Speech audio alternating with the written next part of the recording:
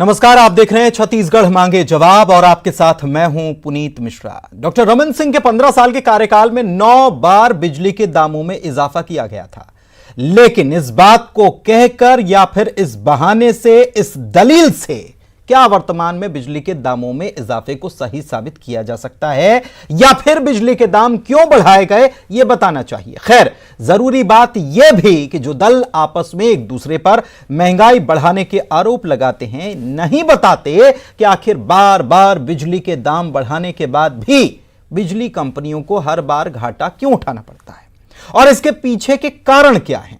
क्योंकि खुद कांग्रेस कह रही है कि 2004-05 में बिजली प्रति यूनिट 3 रुपए 27 पैसे थी, लेकिन 18-19 में 6 रुपए 20 पैसे पहुंच गई। अब तो 21 आ गया।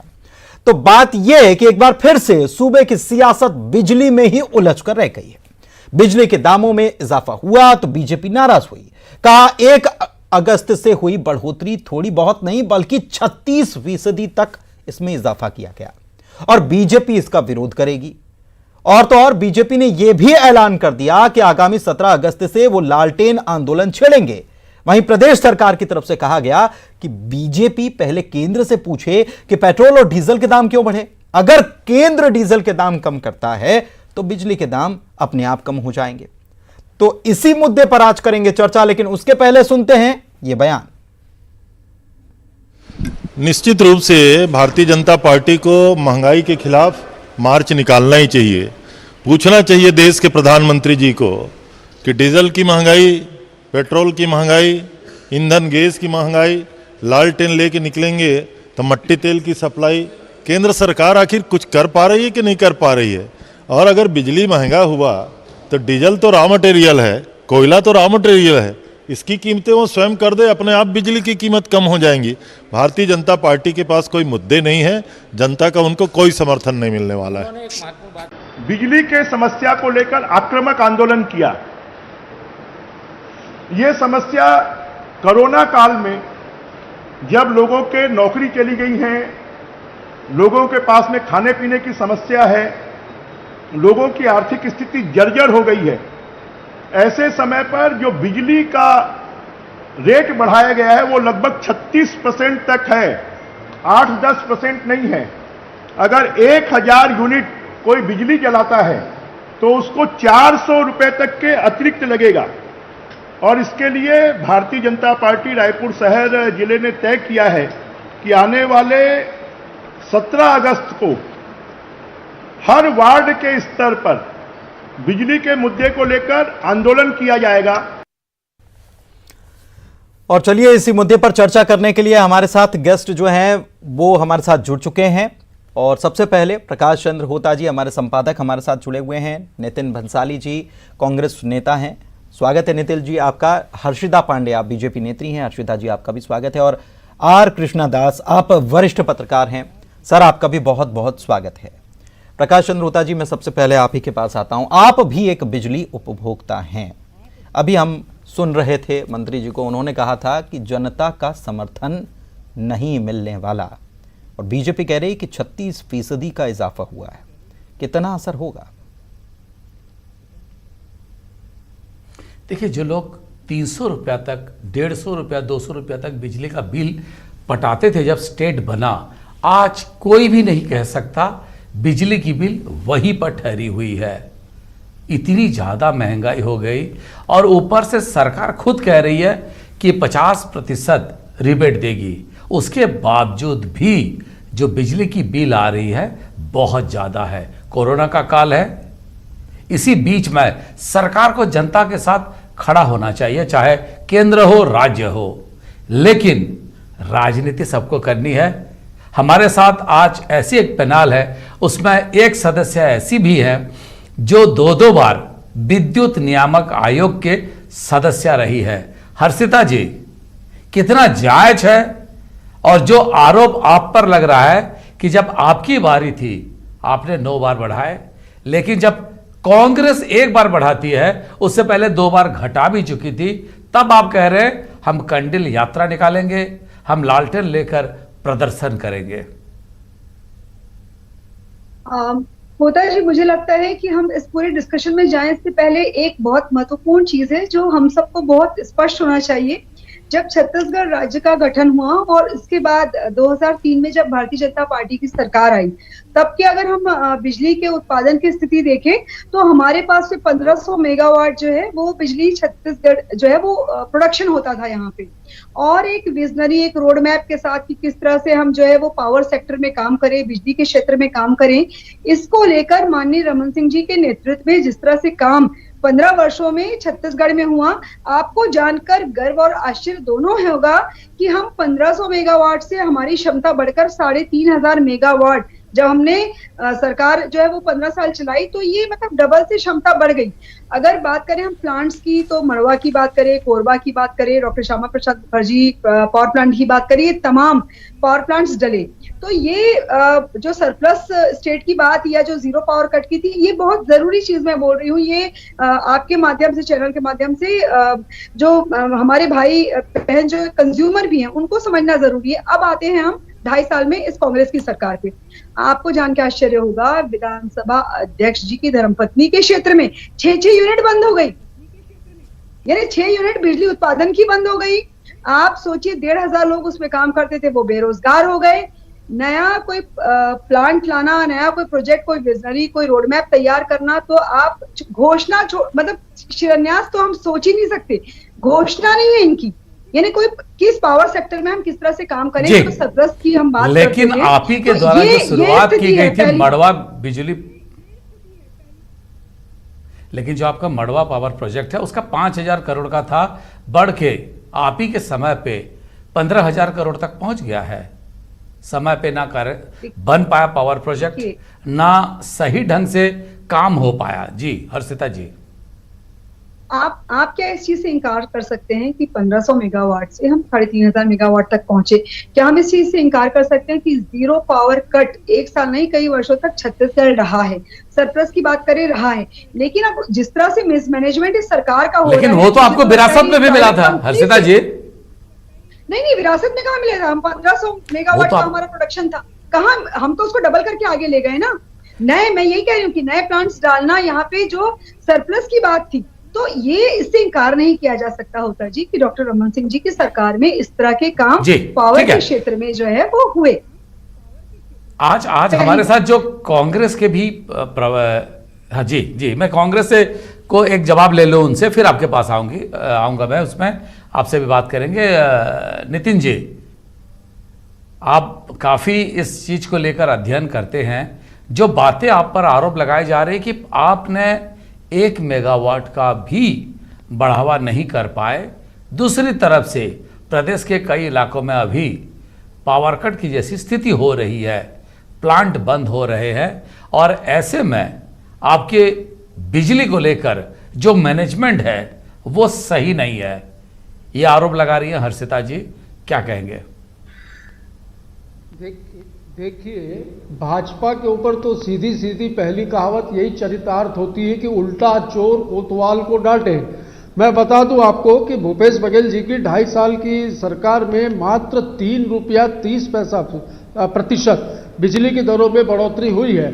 और यदि हम ये औसत निकालें तो भाजपा की सरकार का यदि हम औसत निकालें तो प्रतिवर्ष 6% के हिसाब से बिजली की दरों में बढ़ोतरी हुई है। यदि आज रमन सिंह जी की सरकार होती, यदि ये सरकार होती, तो मैं बता दूं 400 यूनिट तक के 3200 रुपया अधिक खर्च करना पड़ता उपभोक्ताओं को। आज बिजली बिल हाफ योजना के माध्यम से आदरणीय होता जी, मैं आपको बता दूं कि राज्य सरकार ने जो वादा किया था, जिस वादे को करके 39 लाख उपभोक्ताओं को 22 करोड़ रुपयों का लाभ भूपेश बघेल जी की सरकार ने दिलाया है। अब ये लगातार जो घड़ियाली आंसू रो रहे हैं बिजली बिल के नाम, लेकिन जो बिजली का बिल बढ़ेगा उसमें आपको 16,171 करोड़ रुपया मिलेगा, इस पे भी तो मुनाफा मिल रहा है आपको जी। 16,171 करोड़ का अभी जब टैरिफ बढ़ा होता जी, ये जब प्रतिवर्ष 6% के हिसाब से बिजली की दर बढ़ा रहे थे, तब भी पावर कंपनियां घाटे में चल रही थी। आज हम बिजली बिल हाफ का फायदा भी दे रहे हैं प्रदेश की आम जनता को, और उसके बावजूद देखिए बिजली कंपनियां जो है वो मुनाफे में चल रही हैं। भाजपा को तो ये जवाब देना चाहिए, कोयला महंगा, तो मुनाफे में अगर चल रहा है तो फिर बिजली रेट क्यों बढ़ा रहे हैं? डीजल महंगा, इसकी नितिन जी, वजह नितिन से जी, देखिए नितिन जी, मैं बता एक रहा हूं सेकंड। क्यों बढ़ाने पड़ रहे हैं। नितिन जी, एक सेकंड, बता रहा हूं, नहीं बिल्कुल दुरुस्त उसका है। रीजन मैं आपको लगातार डिसरप्ट नहीं करूंगा, लगातार डिसरप्ट नहीं करूंगा। एक बात आपने कह दी कि हमारी मैनेजमेंट इतनी बेहतर है कि बिजली कंपनी मुनाफे में चल रही है। अगर मुनाफे में है तो फिर ये 16,171 करोड़ रुपया का बोझ जनता पर क्यों डाल रहे हैं?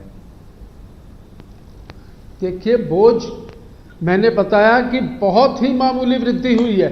मुनाफा मतलब जो कंपनियां घाटे में चल रही थी वो पटरी पर आ चुकी हैं और स्थितियां जो हैं भाजपा से बेहतर है। लेकिन जिस तरीके से कोयला, रेल का भाड़ा, पेट्रोल डीजल के दाम, तेल, ये सब महंगा हो रहा है, तो डीजल और पेट्रोल के रेट बढ़ने की वजह से परिवहन के खर्च भी बढ़ रहे हैं। तो सारी महंगाइयों की जड़ यदि हम देखें तो भारतीय जनता पार्टी है। खुद हर्षिता जी एक गृहिणी है, वो खुद ये बहुत अच्छे से इन चीजों को जानती हैं, समझती हैं। वो भाजपा नेत्री बाद में, मेरी नजर में गृहिणी पहले है। क्या वो बता सकती हैं कि गैस का सिलेंडर 2014 में किस रेट में मिलता था और आज किस रेट में मिल रहा है? वो गाड़ी में पेट्रोल या डीजल पहले किस रेट में डलाती थी, आज किस रेट में डला रही हैं ये? या फिर घर के खाने के तेल की, अनाज की बात करें या सारी चीजों की बात करें, तो उल्टा चोर कोतवाल को डांटे। लगातार इन्होंने वृद्धि की, जैसा कि मैंने बताया 6% प्रति वर्ष की दर से बिजली के बिलों में महंगाई भाजपा ने बढ़ाया है। और आज ये घड़ियाली आंसू झूठे प्रदर्शन कर। नितिन जी,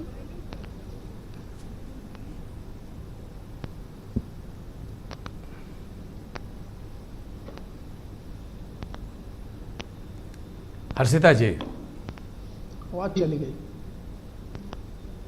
जी। मुझे लगता है आपकी आवाज नहीं आ रही मेरे है। सामान्य, हाँ जी जी जी, मेरे सामान्य साथी नितिन जी निश्चित ही बहुत ही विद्वान व्यक्ति और उनका अध्ययन बहुत से विषयों पे बहुत अच्छा रहा है। पर मुझे आश्चर्य हो रहा है नितिन जी, ठीक है हम सभी एक राजनीतिक दल को जो है वो we belong to a political party, लेकिन जिस तरह की आज आप बात रख रहे हैं, मुझे लगता है कि इलेक्ट्रिसिटी, अगर हम ड्यूटी की बात करते हैं जो सरकार वसूलती है, आप देखिए अगर हम बिजली के बिल को उठा के देखते हैं तो एक फिक्स चार्ज होता है, एक एनर्जी चार्ज होता है। इसमें विद्युत नियामक आयोग का काम है कि वो जो पावर कंपनीज है उनके इस पूरे जो है वो इसको देखे कंज्यूमर की दृष्टि से कि किस तरह का काम चल रहा है। लेकिन जिस तरह से छत्तीसगढ़ की स्थिति है, आपको जान के आश्चर्य होगा कि अभी जो स्ट्रक्चर बढ़ा है, 9 पेज का इनका पूरा प्रेस नोट आया था जो विद्युत नियामक आयोग था। मैं एक्स मेंबर हूं, इसलिए नाते स्वाभाविक रूप से एक रुचि रहती है इस क्षेत्र में। तो उसको अगर आप अध्ययन करेंगे तो आपको जान के आश्चर्य होगा कि जो कंपनीज हैं उनको तो 100 जो यूनिट है इस पे मात्र उनको 20 रुपए का प्रॉफिट हो रहा है, और जो 8% टैक्स, मतलब 8 रुपए जो टैक्स मिलता था सरकार को, वो जाके 29-30 रुपए हो रहा है। मतलब सरकार ने ऐसा क्या काम कर लिया? विद्युत नियामक आयोग सरकार पे क्यों मेहरबान हो रही है कि कंपनी को तो जो है वो 20 रुपए मिलेंगे लेकिन सरकार को जो है वो 30 रुपए मिलेंगे? ये क्या गणित है? ये मुझे लगता है कि पहली चीज समझने की जरूरत है। दूसरी बात, आपको जान के आश्चर्य होगा होता जी कि नए जो इन्होंने प्रावधान किए हैं इस पूरे रिवीजन में, इसमें जो हिडन चार्जेस हैं वो इतनी खूबसूरती से प्लान किए गए हैं कि आपको पता ही नहीं चलेगा। जैसे मैं आपको एग्जांपल बता रही हूँ कि 3 महीने का आपका कितना कंजम्पशन हो रहा है, उसके हिसाब से आपका फिक्स चार्ज जो है वो तय होता है। अलग अलग स्लैब से आपका कंजम्पशन अलग है, मेरा कंजम्पशन अलग है, मेरे पड़ोसी है उनका कंजम्पशन अलग है। इनका जो सॉफ्टवेयर है वो मेरे 3 महीने के कंजम्पशन को देखकर अगर मेरा बढ़ता है तो ऑटोमेटिकली मुझे अपग्रेड करके वो मेरा फिक्स चार्ज बढ़ा देगा। लेकिन मुझे अगर वापस जाना है, मतलब कंजम्पशन किया है, तो वो सॉफ्टवेयर अपने आप अपडेट लेके मुझे लोअर स्लैब पे नहीं डालेगा। उसके लिए मुझे आवेदन करना पड़ेगा, उस आवेदन पे कार्रवाई होगी। अभी ये खुद बता रहे हैं कि हमारे 45 लाख 50 लाख हमारे कंज्यूमर हैं। अब आप सोचिए, मैं कहती हूँ कि 100 रुपए भी अगर इस तरह से ये जेब में डाका डाल रहे हैं, अभी नहीं समझ में आएगा। ये दिवाली के समय जब 1 अगस्त और सितंबर के बढ़े हुए चार्जेस आएंगे, तब जो है वो दिवाली पे दिवाला निकलने वाला है। ये जिस तरह का हिडन चार्जेस आप कर रहे हैं, नहीं मैं ये हिडन चार्ज हर्षिता जी, मैं एक चैलेंज करता हूं आपको, आपकी कितने राज्यों में सरकार है? आपकी कितने राज्यों में सरकार है हर्षिता जी? मैं आपको टीवी 18 के, न्यूज 18 के डिबेट में चैलेंज करता हूं, आप बता दीजिए छत्तीसगढ़ से सस्ती बिजली आपके किस राज्य में है? आपके शासित राज्य में मुझे बता दीजिए, एक भी राज्य में नहीं है। पड़ोसी राज्य मध्य प्रदेश में भी बिजली जो है भाई जब यहाँ पे कोयला है, यहाँ पे पानी है, तो फिर तो सस्ता ही होना चाहिए। मैं आपको चैलेंज कर रही हूँ कि मुझे ऐसा एक स्टेट बता दीजिए जहां पावर कंपनी से ज्यादा सरकार को टैक्स जो है वो बिजली के उपभोक्ता को देना पड़ रहा है। मुझे ऐसे आप 2 राज्य बता दीजिए, सिर्फ 2 राज्य मुझे ऐसे बता दीजिए जहां पे बिजली उत्पाद करने वाली कंपनी से अधिक मेरे प्रश्न का उत्तर तो आपने दिया नहीं। ठीक है, मैं चर्चा में कृष्णा दास को भी सम्मिलित करना चाहता हूं। नहीं, हर्षिता जी एक सेकंड, हर्षिता जी एक सेकंड, नितिन जी हर्षिता जी एक सेकंड, टाइम दीजिए। ठीक है, दुरुस्त है। हमारे साथ छत्तीसगढ़ के जाने माने, एक second fix fast factor, Nitin ji एक सेकंड, हमारे साथ है छत्तीसगढ़ के जाने माने बिजनेस कॉरेस्पॉन्डेंट है आर कृष्णा दास, छत्तीसगढ़ के पहले और वरिष्ठ बिजनेस कॉरेस्पॉन्डेंट है। वो इस पावर सेक्टर को भी बेहतर से समझते हैं। कृष्णा जी, जिस तरह से पावर प्लांट की पोजीशन है और जो महंगाई या जिस तरह से 16,000 करोड़ रुपया साल में सरकार को या विद्युत कंपनी को मिलेगा, वो जनता के ऊपर ही बोझ है। क्या इसको खत्म या इसको कम नहीं किया जा सकता था? कृष्णा जी। प्रकाश जी, देखिए ये एक बड़ा टेक्निकल इशू है, क्योंकि आपको ये वृद्धि करनी थी, ये आवश्यक था, क्योंकि आपको कंपनी चलानी है। जैसा हर्षिता जी ने कहा कि एक प्लांट बंद हो गए, अब आपको प्लांट चालू रखना है तो उसके सर्वाइवल के लिए आपको एक फ्रेमवर्क तैयार करनी पड़ेगी। और जो वृद्धि है, मुझे लगता है ये वृद्धि जरूरी था, लेकिन प्रकाश जी मुझे लगता है ये टाइमिंग थोड़ा मिसमैच हो गया, क्योंकि अभी लोग पेंडेमिक से उभर नहीं पाए थे। छोटे छोटे व्यापारी हैं, बहुत सारे लोग जो हैं जॉबलेस हुए हैं, और जो व्यापारी हैं, तो मुझे लगता है कि वो एक साइकोलॉजिकल इम्पैक्ट जो पेंडेमिक का था उससे लोग रिकवर हो रहे थे। उस समय ये वृद्धि करना, मुझे लगता है ये टाइमिंग थोड़ा सा गवर्नमेंट का मिसमैच हो गया।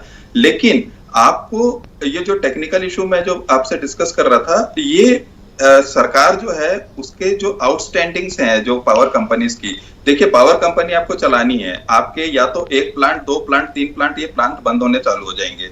आपको उनके सर्वाइव करनी है, प्लांट चलाना है, प्रोडक्शन आपको जारी रखना है, और आप उसको कैसे सस्टेन करेंगे? अगर सरकार जो सब्सिडी देती है, आप उस सब्सिडी का भी भरपाई आप पावर कंपनी को नहीं करते। उसके अलावा प्रकाश जी, सरकारी भवने हैं या सरकार की जो डिपार्टमेंट्स हैं, उसके आउटस्टैंडिंग जो मुझे बताया गया वो 4,000 करोड़ से ऊपर का है।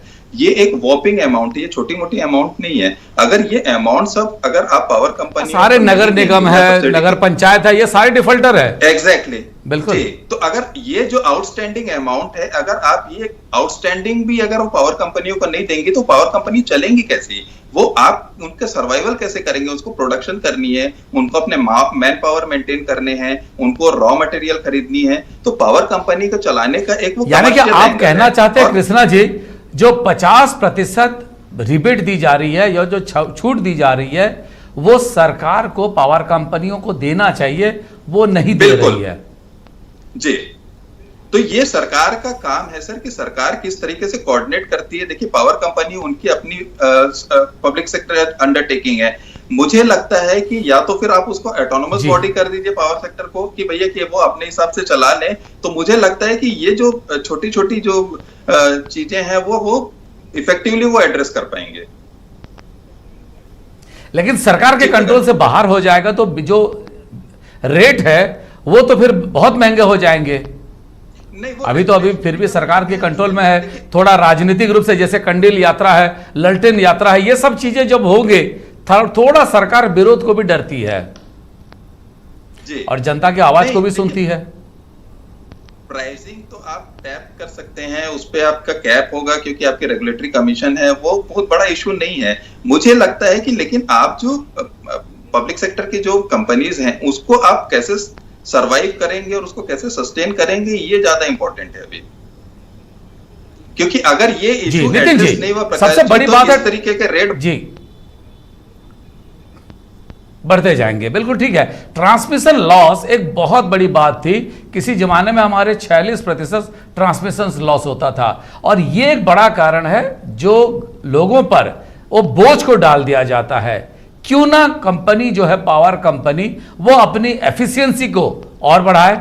नितिन जी, मैं एक विषय पर आऊंगा, इसी विषय पर कि बिजली की दरों में power purchase cost, transmission charges, fix cost और फैक्टर, ये तीनों महत्वपूर्ण चीजें होती हैं। ये सारी चीजें पावर परचेस कॉस्ट में कोयला 25। सर मेरा सवाल पे हम आखिरी पड़ाव पे है, वो हो गया, सुनिए ना सर, वो डाटा 11%। अरे वो ठीक है ना, अरे सर आप अगर कहेंगे तो आप मेरे से, अगर यही सवाल आप कहेंगे तो मैं एक छोटा सा सवाल पूछ रहा हूं। पहले मेरे से कंप्यूटर चार्ज 5 रुपया ली जाती थी, वो क्यों ली जाती थी? आज तक किसी के पास एक्सप्लेन नहीं कर पाए। अभी अगर मेरे मीटर का भी भाड़ा लिया जाता है, क्यों लिया जाता है, उसका भी जवाब किसी के पास नहीं है। कई ऐसे हिडन चार्ज होते हैं। मेरा सीधा सा सवाल है आपसे, पावर कंपनी अपनी एफिशिएंसी को क्यों नहीं बढ़ाना चाहती? देखिए, पावर कंपनियों की स्थितियां पहले क्या थी, आज क्या है। लगातार हम बीजेपी के यदि डाटा उठाएं तो ये नुकसान में चल रही थी और अभी कुछ बेहतर स्थिति में है, और इसे और बेहतर कैसे किया जा सकता है, इन सुझावों पर भी लगातार चर्चा हो रही है कि किस तरीके से पावर कंपनियों को भी मजबूत किया जाए। अब ये इनके पास कोई मुद्दे भाजपा के पास बचे नहीं है। लेकिन तो मेरा अच्छा एक सवाल और है, कह रहे थे कि कैंडल मार्च निकालेंगे, तो इस कैंडल वाले कैंडल मार्च निकालेंगे, ये तो बड़ी हास्यास्पद है कि 15 वर्षों तक के जिन लोगों ने पूरे कंप्लीट भ्रष्टाचार में डूबे रहे। बट एक बात बताइए ना, आप रमन सिंह जो अगर उनके पास ये विभाग था, सर आप रेट भी बढ़ा दे और विपक्ष उसका विरोध भी ना करे, ये कैसे संभव है? नहीं, ये तो वही बात हुई, रेट तो विपक्ष की वजह से ही बढ़ रहे हैं। मैं बार बार यही चीजें तो कह रहा हूं कि कोयला महंगा, रेल भाड़ा महंगा। आखिर 10 सेकंड हर्षिता जी, डीजल, हर्षिता जी घड़ी देखकर 10 सेकंड, ये सारी चीजें जो जारी मुझे लगता है कि दरें बढ़ने की वजह भी यही है, उपभोक्ता पे जिस तरह यही वजह है। और आंशिक वृद्धि हुई है, बहुत ही छोटी वृद्धि हुई है। ठीक है नितिन जी एक सेकंड, प्रति वर्ष की दर से भाजपा के शासनकाल में। अरे नितिन जी एक सेकंड, हर्षिता जी 10 सेकंड है, 10 सेकंड में क्लोज करें। बस मुझे लगता है कि पर यूनिट हर्षिता जी 10 सेकंड, तो किस तरह से ये स्टील जो सेक्टर है उसकी ये व्यापारियों की सरकार है, इसको आप समझ लीजिए। आपको जान के आश्चर्य होगा होता जी, छोटे दुकानदार, इवन एग्रीकल्चर जो कंज्यूमर है, उनको जो है वो 80 रुपीज पर एचपी की बजाय आप 100 रुपए पर एचपी देना पड़ेगा।